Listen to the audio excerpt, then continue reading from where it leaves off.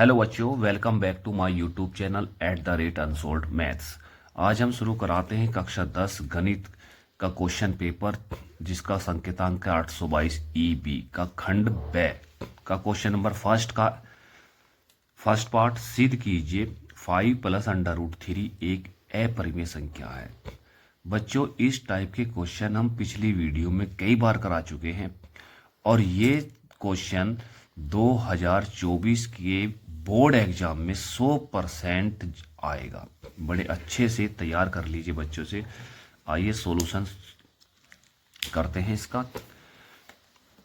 हम मान के चलेंगे, माना ये अपरिमेय संख्या है तो हम विरोधाभास को मान के चलेंगे इसका। 5 प्लस अंडर रूट 3 एक परिमेय संख्या है, परिमेय संख्या है। अब बच्चों, परिमेय संख्या होती क्या है? परिमेय संख्या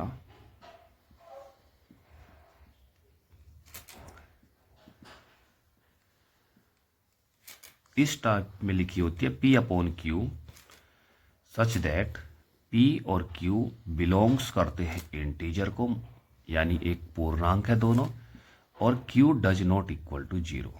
और मेन बात यह है कि HCF अगर हम PQ का निकाले, P एंड Q का HCF वो आएगा 1। इसका एक उभयनिष्ठ गुणनखंड 1 होता है। तो हमने क्या माना, 5 प्लस अंडर रूट 3 एक परिमेय संख्या है और परिमेय संख्या होती है P/Q। तो इसका मतलब ये हुआ कि 5 plus under root 3 is equal to P/Q। तो under root 3 equal to P/Q minus के 5। और समझने की कोशिश करिए बच्चों, P/Q एक परिमेय संख्या है, उसमें से अगर हम माइनस भी घटा दे, -5 कर दे, तो ये भी परिमेय संख्या होगी। मतलब कैसे? P/Q एक परिमेय संख्या है,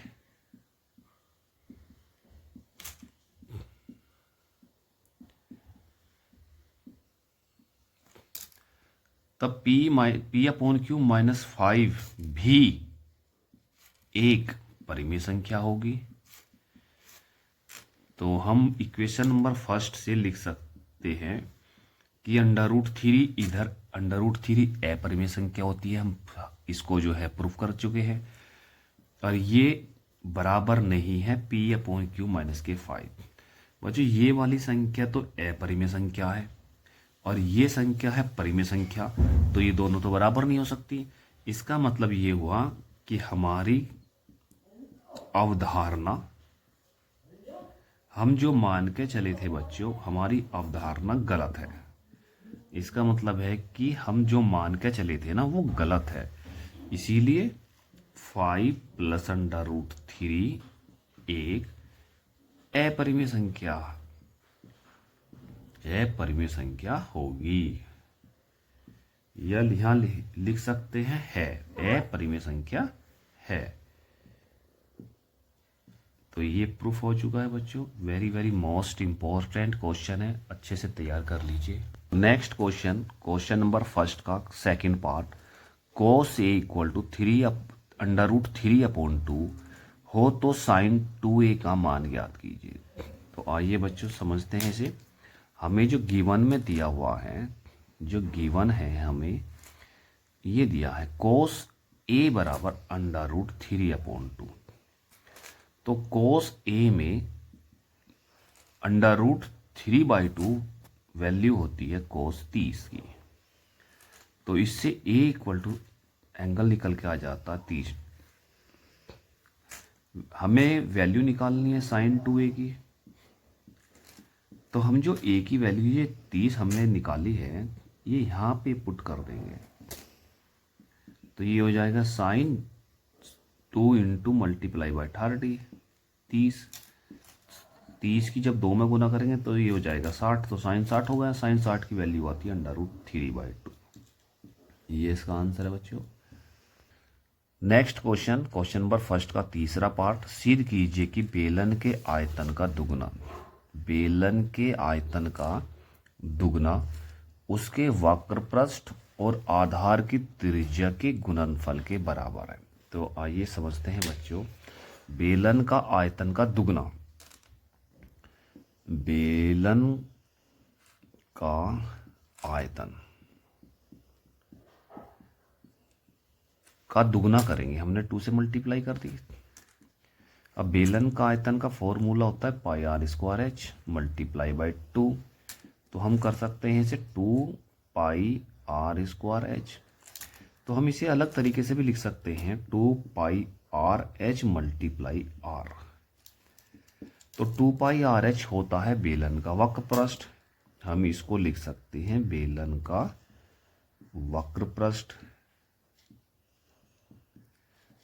और आर हो गई बेलन के आधार की त्रिज्या, बेलन के आधार की त्रिज्या। तो हम लेकर चले थे बेलन का आयतन, बेलन का आयतन का दुगना। तो बच्चों हमने ये सिद्ध कर दिया है बेलन के आयतन का दुगना, जब हम बेलन के आयतन का दुगना करेंगे और वो बराबर हो जाता है बेलन का वक्रपृष्ठ मल्टीप्लाई बेलन के आधार की त्रिज्या। और यही हमें प्रूफ करना था, क्वेश्चन में लिखा था ना, बेलन के आयतन का दुगना उसके वक्रपृष्ठ और उस आधार की त्रिज्या के गुणनफल के बराबर है, यही हमने सिद्ध करना था। नेक्स्ट क्वेश्चन, निम्न आंकड़ों से माध्यिका की गणना कीजिए। हमें क्लास इंटरवल दिया है 0 से 10, 10 से 20, 20 से 30, 30 से 40, 40 से 50, और बारंबारता दी हुई है 2, 8, 30, 15, 5। तो हम संचयी बारंबारता निकालेंगे, 2 आ जाएगी, 2 और 8 10, 10 और 30 40, 40 15 55, 55 और 5 60। तो ये बारंबारताओं का योग आ गया 60, मतलब n इक्वल टू 60। तो n/2 पद निकालेंगे तो आ जाएगा 30वां पद। अब ये 30वां पद हमारा कहाँ पे बिलोंग्स करता है, 10 और 40 के बीच में। ये मैंने इसको अंडरलाइन किया, ये हमारे पास L हो गया, ये F हो गया, ये CF हो गया, क्लास इंटरवल का अंतर हो जाएगा, क्लास इंटरवल से H की वैल्यू निकल जाएगी 10। माध्यिका का फॉर्मूला हमारे पास है L plus n/2 minus CF upon F into H। L, N, CF, F और H सभी वैल्यूज को पुट करेंगे, कैलकुलेशन करेंगे, कैलकुलेशन करने के बाद हमारे पास माध्यिका आ जाएगी 26.67। ये इसका आंसर है बच्चों, यदि आपने अभी तक हमारे चैनल को सब्सक्राइब नहीं किया है तो प्लीज़ सब्सक्राइब कर दे और वीडियो को एक लाइक दे। Thank you.